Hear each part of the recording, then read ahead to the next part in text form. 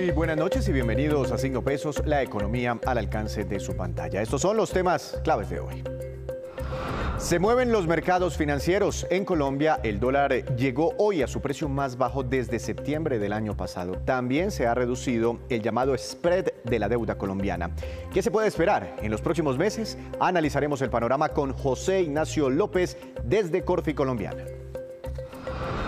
¿Subir los aranceles, una buena idea? La compañía Crowe Colombia realizó un análisis sobre esta idea que ha tenido el gobierno nacional y encontró que podría haber efectos positivos en algunos temas, pero también habría perjuicios en otros. Nos acompaña uno de sus autores para ver los detalles. Se desaceleró el crédito. Un reporte del centro o la central de riesgo TransUnion revela que en el primer trimestre hubo una fuerte caída en los nuevos créditos hipotecarios, de consumo y créditos para vehículos. También es preocupante el deterioro en la morosidad de miles de clientes bancarios.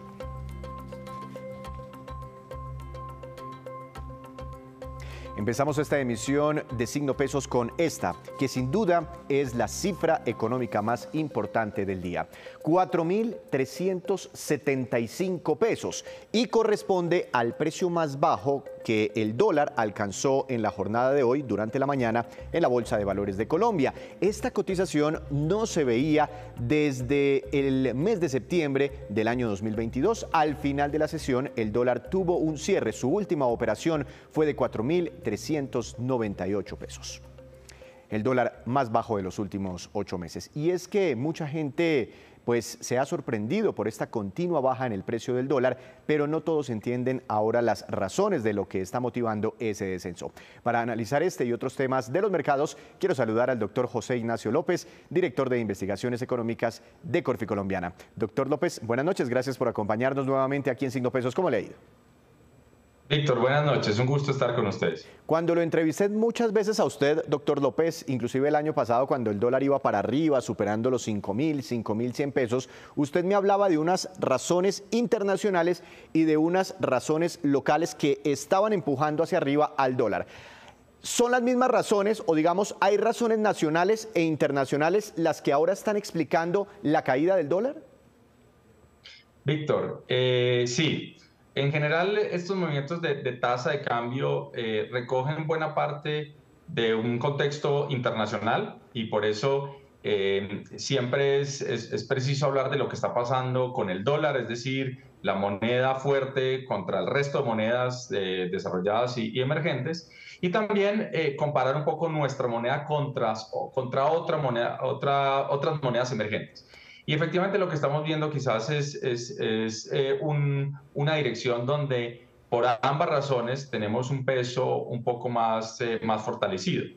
Empecemos con el contexto internacional, Víctor. Lo primero que hay que decir es que acabamos, digamos, si bien todavía hay una incertidumbre sobre este tema del límite de deuda en Estados Unidos, pues se acabó de conocer un acuerdo el fin de semana. Los mercados andan optimistas de que se logre ese acuerdo y eso le ha dado cierta tranquilidad al mercado internacional a evitar un escenario, digamos, inédito, que sería un incumplimiento de pago por parte de Estados Unidos y de su deuda. Entonces ya evitamos ese escenario. Y el otro contexto internacional importante es que, si bien todavía no hay perfecta claridad sobre si la Reserva Federal de Estados Unidos va a seguir subiendo tasas o no, ya en principio estamos llegando o estamos muy cerca al fin de ese ciclo alcista. Entonces, muchos manejadores de portafolio a nivel internacional se están preparando para un escenario donde las tasas en Estados Unidos por fin ya llegan a su límite máximo y eso señalaría un cambio de tendencia donde el dólar empezaría a ceder terreno a nivel internacional. Y eso algo, digamos, se está filtrando en las últimas semanas y repito, una vez superada esa incertidumbre con el tema de deuda en Estados Unidos, el límite de deuda, pues hay mayor apetito por monedas emergentes. Ese es un factor. Lo otro que hay que decir es que, y recuerdo mucho, digamos, el año pasado cuando hablábamos, en septiembre, octubre, hubo especial nerviosismo sobre la economía colombiana. Estábamos en un contexto donde la sensación afuera era que las tasas de interés iban a ser altas. Eso iba a, digamos, a entorpecer un poco la economía colombiana que depende tanto de los capitales externos. y había muchas preocupaciones sobre las declaraciones del gobierno frente respecto a hidrocarburos y la sostenibilidad de las cuentas externas del país. Ese panorama a nivel local todavía, digamos, hay que decirlo, no está completamente despejado, pero ya algunos escenarios más ácidos se han ido desvaneciendo, es decir, algunos inversionistas ven que pues todavía hay unas reformas, hay unas discusiones sobre el sector de hidrocarburos que son muy álgidas, pero pues ya están descontando que quizás los peores, digamos, escenarios de reformas no se van a ir materializando, que todavía queda mucho por decantar, pero pues hay un renovado, digamos, interés en mirar el mercado colombiano. Entonces, en esta confluencia, Víctor, una tranquilidad en los mercados externos y quizás fortaleza de otras monedas y debilidad del dólar y algo de menor preocupación, aunque todavía muy presente, sobre lo que está pasando en Colombia, pues tenemos este movimiento del peso. Doctor López, usted habla de compararnos contra, digamos, personas o países, por decirlo de alguna forma, como por tratar de tener alguna analogía con países, digamos, parecidos a nosotros. Y aquí veo esta gráfica donde, por un lado, la línea más oscura es el peso colombiano frente al dólar. Y hay otra línea más clarita donde aparentemente ustedes desde Corficolombiana están calculando como un promedio regional. ¿Por qué no nos explica qué significa esta gráfica? Sí, Víctor. Mira, cuando hablamos del peso colombiano y la cifra que ustedes divulgan, digamos, de manera regular en los medios, siempre estamos hablando del peso contra el dólar. Y repito, cuando tenemos movimientos muy fuertes del dólar, que de hecho es la moneda de reserva del mundo, pues eso hace que sea difícil distinguir qué tanto de los movimientos son locales y qué tanto de los movimientos son más internacionales. Entonces, para tratar de tener otro instrumento de comparación, en esa gráfica lo que estamos calculando es un escenario hipotético, contrafactual, como decimos a veces los analistas, que es qué le hubiera pasado al peso colombiano, a nuestra moneda, si se hubiera comportado tal cual se comportan otras monedas de países vecinos, que son países relativamente similares, hay que decirlo. Como cualquier instrumento, pues es imperfecto. Cada país de nuestra región está pasando digamos, por sus propios eventos, ¿sí?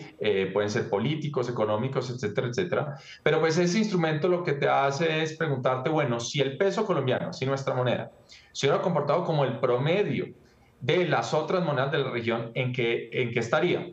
Y lo que esa gráfica nos muestra es que el peso colombiano, en ese caso hipotético, pues debería estar en un nivel mucho más bajo. Deberíamos estar hablando de niveles cercanos a los 3.700 pesos y no a los 4.300. Claramente, entender esa brecha es controversial porque sabemos que pues nuestro país tiene unos riesgos asociados a el tema de tasas de interés a nivel global, etcétera, etcétera. Pero lo que decimos es, mire, acá hay una incertidumbre de cómo ese contexto global nos está afectando a nosotros como país y cómo estas discusiones de reformas económicas también están, digamos, participando en esta discusión y se nos ha abierto esa brecha entre el peso colombiano y otras monedas. Y bueno, doctor López, pero es que me llama mucho la atención y aquí se ve la diferencia, como 700 pesos. Es decir, ¿ustedes creen que el dólar en Colombia, si no fuera por incertidumbres locales, estaría eventualmente 700 pesos más barato? Sí, Víctor, básicamente esa es la respuesta. Ahora, repito, saber exactamente cómo confluyen esas fuentes de incertidumbre es difícil, porque hay una incertidumbre global que afecta de manera particular a nuestro país y no a otros países de la región, y también está digamos, nuestra discusión de reforma económica, de reformas económicas. Pero repito, en el entendido que esta incertidumbre global se va a ir, y en el entendido que nosotros vamos a ir reduciendo la incertidumbre local, pues eso nos debería ir acercándonos a ese nivel, digamos, de monedas más bajo. Y bueno, iba a decir que una forma muy costosa de hacer experimentos sería, Víctor, usted puede pedir para hacerlo, que lo pongan a viajar y que vaya y compare cualquiera lo puede verificar que Colombia hoy en día se siente como un país más barato, no solo contra Estados Unidos, que hoy en día está muy caro, sino contra incluso otros países de la región. Y eso muestra que nuestra moneda está relativamente más débil y lo que pensamos nosotros es que hacia adelante deberíamos tener una corrección, pero esa corrección primero no va a ser tranquila, seguramente va a estar acompañado de muchas incertidumbres, de muchas volatilidades. Y segundo, depende de cerrar esas dos fuentes de incertidumbre grandes. Primero, que quede muy claro que ya la Reserva Federal no va a subir más tasas y que de hecho ya eventualmente las va a bajar. Y segundo, que la discusión de las reformas pues, Sí. se vaya cerrando esa incertidumbre. Una última pregunta, doctor López, con otra gráfica que se parece mucho a la de que mirábamos ahorita del dólar, pero ustedes mencionan que esta es la del spread de la deuda. Aquí Colombia es la línea más clarita y el promedio de América Latina tiene una línea que se ubica por debajo de la de Colombia y digamos que se ha mantenido relativamente estable con sus volatilidades o está muy cerca del punto de origen. ¿Qué quiere decir esta gráfica? Bueno, así como lo hacemos con el tipo de cambio, lo hacemos con unos instrumentos que quizás no son tan comunes para las personas del día a día, Víctor, porque los mencionamos pocos, pero son los mercados de aseguramiento contra el riesgo de cumplimiento de la deuda soberana de cada uno de los países. Es decir, un inversionista cuando compra un bono colombiano también puede ir al mercado a preguntar, bueno, si yo quisiera un aseguramiento de tal suerte que si este bono no me lo pagan, pues alguien me dé algún tipo de compensación, pues ese es un mercado que llamamos las primas de riesgo, ¿sí? En inglés se llaman los credit default swaps. Y ese es un instrumento que nos permite a los analistas digamos, le permite accionar a los inversionistas de tomarle impulso a cuál es la percepción de riesgo sobre un país. Y lo que se ve en esas gráficas, Víctor, es que efectivamente también están contando una historia similar al tema de las monedas. Colombia, desde comienzos de 2021, cuando pierde el grado de inversión, se empieza a percibir como un país más riesgoso. Luego viene, recordemos, en mayo las protestas, la renuncia de un ministro de Hacienda, que era algo relativamente atípico en Colombia. Viene luego una campaña electoral muy fuerte, luego vienen anuncios del nuevo gobierno y todo eso a la luz de estos mercados está revelando que Colombia, digamos, para los inversionistas se percibe como un país más riesgoso. Nosotros pensamos que hacia adelante esa prima de riesgo debería reducirse también, Víctor, pero repito, ahí va a ser clave, uno, que pues estas reformas que se están discutiendo pues sigan sus trámites eventualmente vayan encontrando quizás unos puntos medios. En la medida que los mercados vean reformas más radicales y posiciones más radicales, pues van a seguir nerviosos y van a seguir cobrándonos unas primas más altas como consecuencia de una percepción de que somos un país más riesgoso. Doctor López, pues muy interesante esta investigación, por supuesto polémica también. Muchas gracias por sus opiniones y que tenga una feliz noche. Muchas gracias, Víctor. Feliz noche. A propósito de la caída, fuerte caída que ha tenido el dólar recientemente, dicen desde Corfi Colombiana que debería o podría estar mucho más barato. Hacemos una breve pausa, pero cuando regresemos espere que la DIAN habilitó un nuevo canal para que los colombianos pongan quejas sobre la factura electrónica. Ya regresamos. Regresamos a Signo Pesos. Hace 2 semanas el presidente Petro explicó en una alocución su idea de aumentar los aranceles como una forma de proteger a la industria nacional. Aunque este propósito parece loable, realmente provocaría ese efecto o eventualmente traería perjuicios para la economía. Para hablar de este tema, para responder esa pregunta, quiero saludar al doctor Pedro Sarmiento, socio director de Impuestos y Servicios Legales de la compañía Crow Colombia. Doctor Sarmiento, buenas noches, gracias por estar aquí en Signo Pesos. Víctor, muy buenas tardes, muy buenas noches. Sí, yo creo que este es un tema que es muy sensible, que nosotros hemos estado revisando desde Crow para nuestros clientes, porque aquí hay que hacer análisis juiciosos, o sea, no es posible que uno diga que simplemente el hecho de aumentar aranceles produce efectos beneficiosos. Doctor Sarmiento, pero antes de la opinión y la explicación, ¿por qué no nos enseña qué son los aranceles? Porque a veces es un término que no todos entendemos. Cuando hablamos de aranceles, ¿a qué nos referimos? Bueno, los aranceles básicamente es una nomenclatura ordenada por una numeración específica donde se reconocen y clasifican todos los bienes.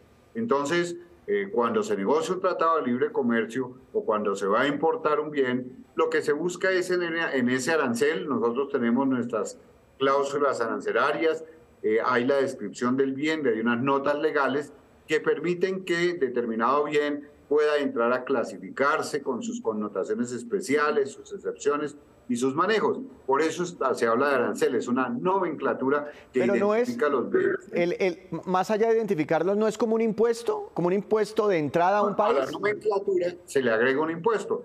Entonces, por ejemplo, si hablamos de impuesto a las ventas, yo puedo decir, por ejemplo, que determinado tipo de bienes, televisores tienen un IVA general del 19, o puedo decir que en esa nomenclatura arancelaria están, por ejemplo, las leches pasteurizadas y a ellas les puedo poner una exención de impuesto a las ventas de 0, o puedo establecer para otros casos como los semiprocesados un impuesto a las ventas del 5. Igual se hace en materia de las nomenclaturas. Cuando estamos hablando en materia de aranceles, el arancel es una facultad que el presidente de la República tiene en ejercicio de sus funciones como suprema autoridad administrativa para el control y el liderazgo que tiene que hacer del comercio. Entonces él, en su conocimiento y obviamente las consultas con los equipos asesores del AAA y del Ministerio de Industria y Comercio y del Ministerio de Hacienda, definen unos aranceles. Y por eso es que está diciendo el gobierno actualmente que determinado tipo de productos importados les va a disminuir el arancel con el objeto de hacer de alguna manera, o va a aumentar en unos casos para hacer una protección fundamentalmente a determinado tipo de bienes. Sí. Y es ahí donde nosotros comenzamos a mirar. Claro, y ustedes empiezan a mirar. Si el presidente Petro toma la decisión de subir los aranceles, es decir, como de ponerles un mayor impuesto a ciertos productos que vienen del exterior para que sean más caros frente a los productos nacionales, ¿qué es lo bueno, inicialmente, qué es lo bueno que ustedes ven de eso? Bueno, efectos positivos, en principio lo que el presidente miró en primer lugar, que es una eventual protección de la industria nacional. Los aranceles más altos pueden proteger la producción nacional de la competencia extranjera, eso en un análisis primario, porque se dice que puede estimular el crecimiento de la industria nacional y la creación de empleo. Esto dentro de una economía proteccionista, que es la que el país tuvo en algunos años ya un poco lejanos. En segundo lugar, efectos positivos: si se aumentan los aranceles, aumenta el ingreso por divisas, porque, por supuesto, cada vez que se paga un arancel mayor, hay unos ingresos mayores que pueden aumentar los ingresos del gobierno. Y si hay mayores divisas, también podemos hablar de una reducción del déficit comercial, porque los aranceles altos reducen el déficit, logran mayores recaudos. Eso desde el punto de vista eminentemente positivo. Y desde el otro lado, ¿qué podría ser negativo para la economía colombiana ante un eventual incremento, digamos, importante en los aranceles? Pues el tema más complejo que hay, y por eso los análisis que se hacen deben ser cuidadosos, es un aumento generalizado de precios. Si se aumentan los aranceles, los productos importados, muchos de ellos que pueden ser bienes terminados o materias primas, pueden inducir a un incremento de precios al consumidor, y eso por supuesto tiene unos efectos nefastos, y dependiendo de los tipos de bienes de qué se trata, pueden afectar mucho más a determinado tipo de comunidades con mayores o menores ingresos.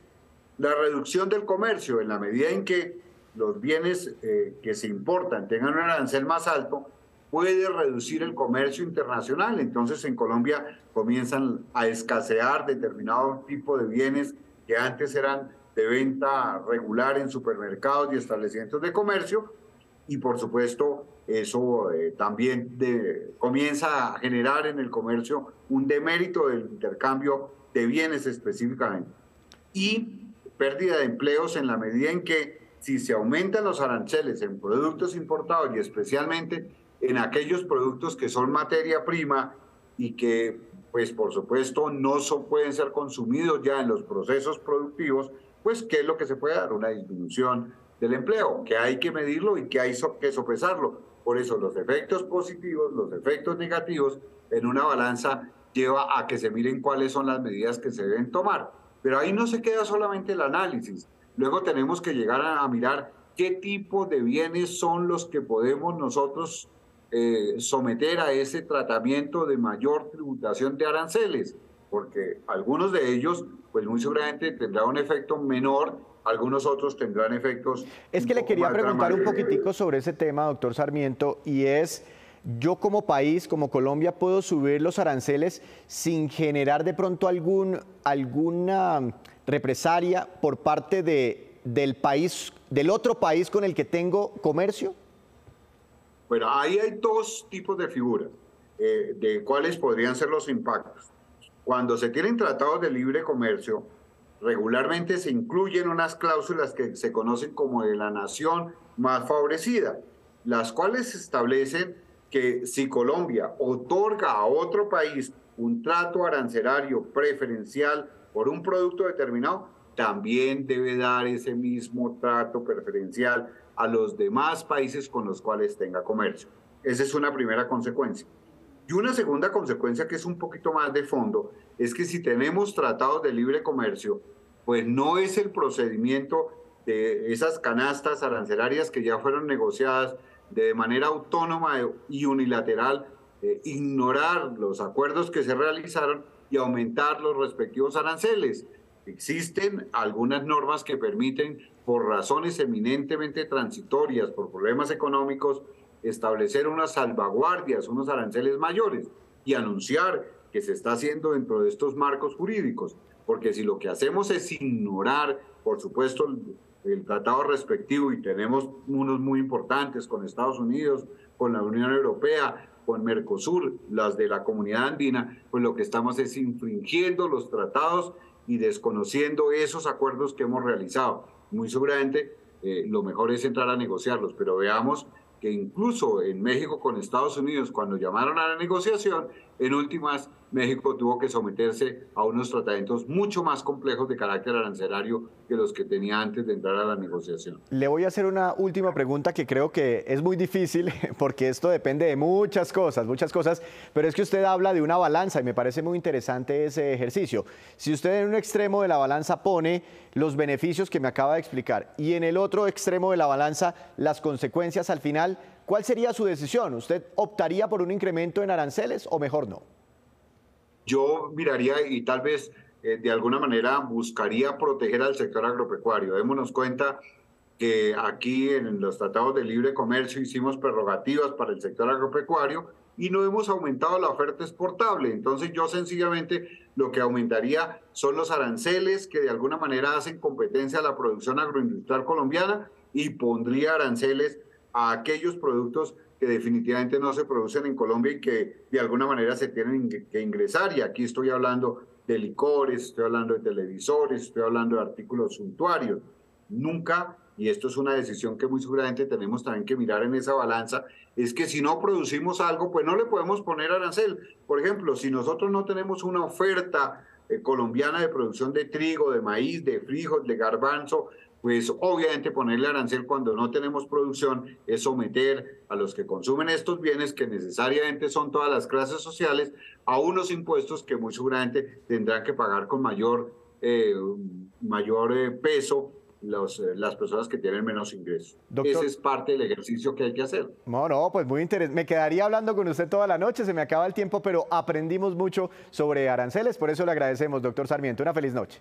No, con mucho gusto, Víctor, es un placer. Nosotros aquí estamos para servirle a nuestros clientes y a la comunidad de negocios. Y en ese dilema se encuentra en este momento el gobierno nacional. ¿Cuáles aranceles subir? ¿Cuáles dejar estables? ¿Cuál sector proteger? ¿Cuáles países de pronto afectar? En fin, muchas cosas alrededor de los aranceles. Hacemos otra breve pausa, pero ya les contaremos cuáles fueron los departamentos con mayor crecimiento económico durante el año pasado. Ya volvemos.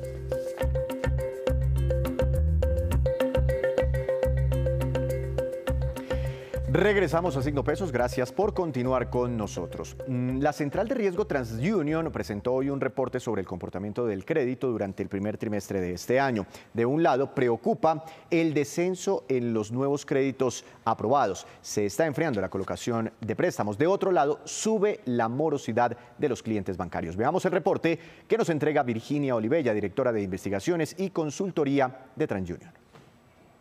Como parte de su informe de tendencias del mercado de crédito, TransUnion monitorea los cambios en la salud crediticia de los consumidores con su indicador de la industria de crédito, el IIC. En el primer trimestre de 2023, el IIC aumentó 2 puntos, sin embargo, vientos en contra han creado una trayectoria descendente en el indicador en los últimos meses. Esto se debe principalmente a la desaceleración de la demanda, la disminución en la oferta de créditos y el deterioro de la morosidad. En un contexto de desaceleración de la actividad económica y en que las presiones inflacionarias y las tasas de interés se mantienen altas, la actividad de crédito también se desacelera. De acuerdo con el más reciente informe del mercado de crédito de TransUnion, al primer trimestre de 2023, las originaciones totales cayeron 21% año contra año. Esta caída se observó para los principales productos de crédito, a excepción de microcrédito, cuyos nuevos créditos se mantuvieron estables. Los nuevos créditos de vivienda y las nuevas tarjetas de crédito fueron las que más cayeron, un 37% y 29% respectivamente año contra año, principalmente debido a las altas tasas de interés. La tasa de morosidad de 60 días o más a nivel de saldos para el total de portafolio se situó en 4.6% en el primer trimestre de 2023, 16 puntos básicos por encima del nivel que tenía en el primer trimestre de 2022. Los portafolios con mayor deterioro fueron los créditos de libre inversión, que aumentaron 134 puntos básicos respecto al año pasado, y tarjeta de crédito, que aumentó 106 puntos básicos respecto al año pasado. Además del panorama de deterioro en la morosidad, observamos un deterioro en las tasas de rodamiento, es decir, tasas de rodamiento más altas. Una tasa de rodamiento mide el porcentaje de las obligaciones de crédito que pasan de una categoría de mora a otra más grave en el mes siguiente. En particular, el hecho de que las tasas de rodamiento estén más altas son un signo de estrés financiero para los consumidores, dado que nos indican que más consumidores están teniendo dificultades para realizar los pagos de sus obligaciones y menos de los consumidores que hoy están en mora están pudiendo ponerse al día en sus cuotas vencidas. Y la DIAN habilitó hoy un nuevo mecanismo para que la gente formule sus quejas y denuncias en caso de tener problemas con la factura electrónica que deben expedir los establecimientos comerciales. El director de la DIAN, Luis Carlos Reyes, explica de qué se trata. Si usted tiene inconvenientes con la factura electrónica, quiero ofrecerle una línea directa con nosotros. 310-872-8457. Este es el número que hemos habilitado en WhatsApp para que usted reporte cualquier problema que se le presente cuando exija la factura electrónica. En este número también le resolveremos inquietudes sobre la manera correcta de facturar o de verificar la factura con la DIAN. Le pido que guarde este número en su teléfono móvil y que recuerde los 3 únicos datos obligatorios para exigir factura electrónica: nombre o razón social, cédula o NIT y correo electrónico. Exíjala siempre. La factura electrónica es un derecho suyo y un compromiso con la igualdad y la justicia social en Colombia. Y ahora nos vamos con estos que son los indicadores económicos que usted debe conocer siempre antes de irse a dormir. ¿Cómo queda el dólar oficial para mañana? Tasa representativa del mercado, 4.408 pesos con 65 centavos, bajó 53 pesos con un centavo.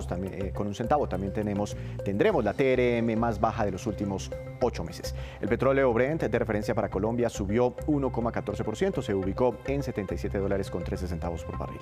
El precio interno del café colombiano bajó y quedó en promedio a 1.740.000 pesos por carga. Índice MSCI Colcap de la Bolsa de Valores de Colombia cayó 0,8%, acción más valorizada, Preferencial Cementos Argos, con una ganancia de 5,16%. La acción que más cayó fue la de Bancolombia, con un retroceso de 4,73%. Antes de despedirnos, los quiero dejar con este dato. El DANE reveló hoy las cifras sobre el crecimiento económico, tanto en Bogotá como en cada uno de los 32 departamentos del país al cierre del año 2022. Recuerde primero esta cifra. El año pasado, Colombia tuvo un crecimiento en promedio de 7,3%. Ese fue el crecimiento del PIB. Ahora sí miremos las cifras. San Andrés tuvo una expansión del 11,7%, aunque su contribución al PIB nacional es muy pequeño. Le siguen en términos de crecimiento Bogotá con un crecimiento de 9,5% por encima del promedio nacional, Atlántico 9,3%, Risaralda 8,9% y el Valle con un crecimiento económico del 8,1%. Así terminamos por hoy. Los esperamos mañana con una nueva emisión y con toda la información económica que usted necesita saber. Recuerde, esto es Signo Pesos, la economía al alcance de su pantalla. Que tenga una feliz noche.